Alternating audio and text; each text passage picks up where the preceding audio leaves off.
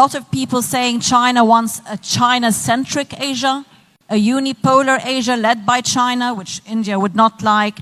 Earlier on, I was attending your geostrategic session. You were talking about multipolarity, but China has yet to convince the world, perhaps, that it's serious about that. Again, do you see a warming of relations with India, or has that always been there? Let's see what your thought is on that question. Thank you very much, Your Excellencies, Your Majesties, ladies and gentlemen. It is my great pleasure to be here attending not only this luncheon discussion, but also the Energy Forum itself.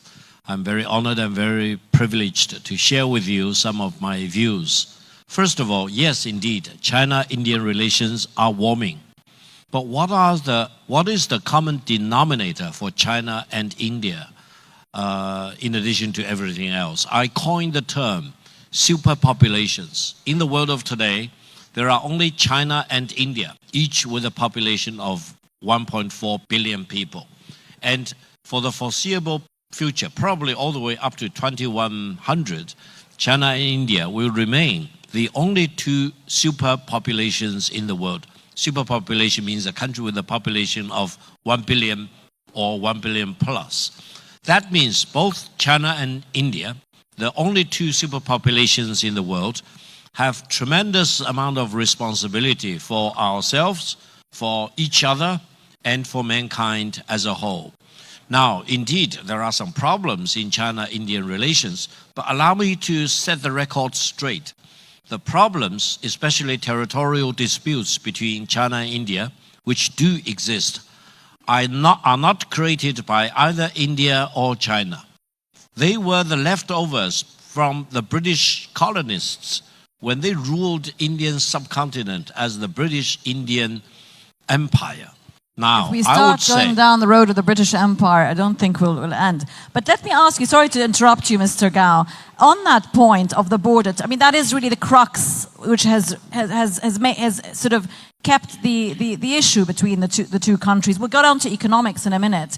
But that territorial dispute, do you see that being resolved? Is that what it will take to see a long-term strategic change in the relationship between the two countries? But I would say the territorial dispute, which was left over by Mr. McMahon, who drew the line, which was taken by India to be the border between China and India, and which China refused, sooner or later it needs to be resolved.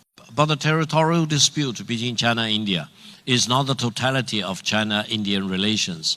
I think when you talk about economics, in 1978, the size of the Indian economy and the Chinese economy were more or less on a par with each other. But as of now, the size of the Chinese economy is more or less about 5 times as big as the Indian economy. Whereas China has become one of the most highly developed industrialized economy, Indian economy still has great potential to go before it fully becomes an industrialized economy. That means China and India can really benefit each other by helping each other. And I always told my friends in India, China is not an enemy of India. If you think about the war between China and India, the real enemy is the Himalayas, which is the mighty mountain. And Indian side should not really pick a fight against the Himalaya mountain. Okay. That gives us all the reason to be friends with each other. Friends, okay, let's take that. Economic friends, and back to you, Narendra. I mean, you are highly reliant on China's friendly economic supply chain to India. That is obviously something that you would not easily give up, and so we are maintaining the peace between the two on a geopolitical spectrum. But where do you see that going? Does that put India in a difficult position when it comes to geopolitical relations with China, and indeed with both of the countries' posture with the US as well? Well, as you know, that we have a very interesting partnership with China, economical, industrial areas, and so many other things. But at the same time, the fact remains, we don't look upon China as a developed country, as Victor said. China is a developing country. Look at China's per capita GDP. It's very small. It's number 50 on the global list. And we think there are so many issues and problems that we actually, we can benefit from each other's experience. The question is that, I think the biggest Himalaya, of course, there are some issues on the border and all that.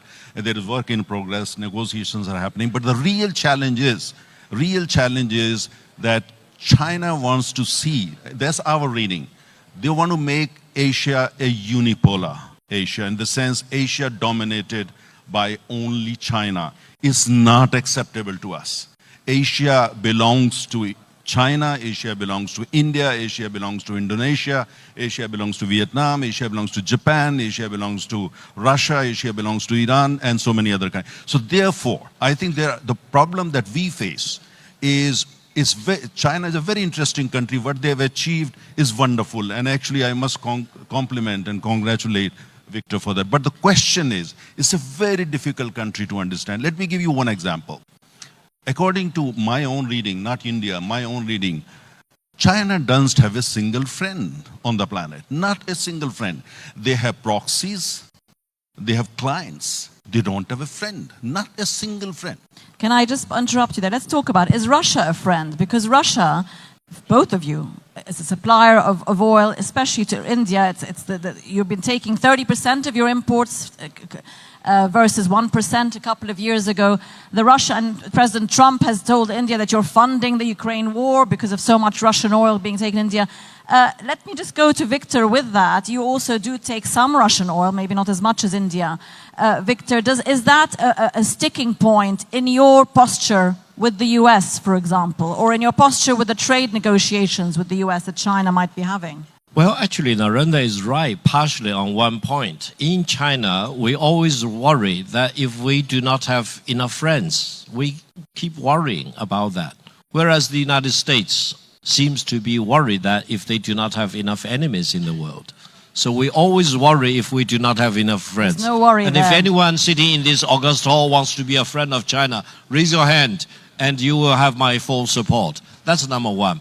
Number two is to have a friend. I think if China is not a friend with the rest of the world, China cannot be the largest trading nation with more than 150 countries in the world. Not only India depends on China for supplies of all kinds, more than 150 countries in the world have China as the largest trading nation.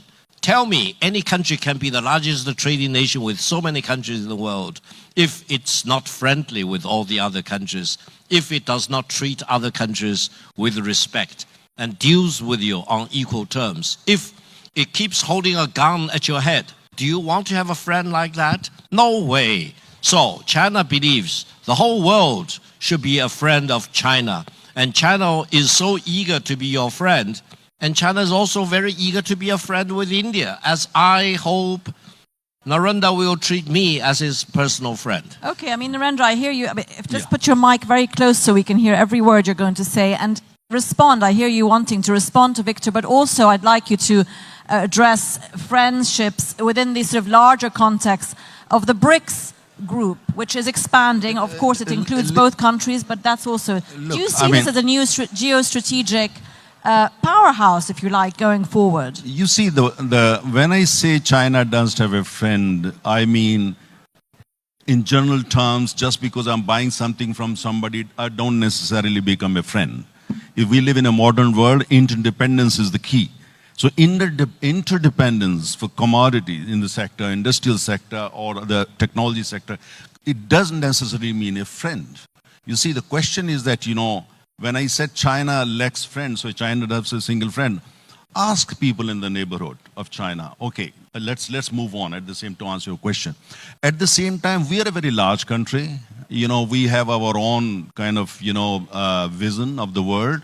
And we are going to collaborate with China, whether they call us friend, they call us enemy, they call us by any name, wherever we think is necessary.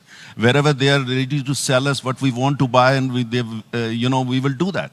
And there are blocks, for instance, we are part of the Quad. Quad is United States, India, Australia, and Japan. At the same time, we are SCO, which is a Shanghai-based organization, and all that. And there is a perception that, it's kind of China plays a very important role there. And we have no problem with that. So we will shake hand with China wherever necessary. If that's in our national interest, we'll shake hand with Russia wherever we think is necessary.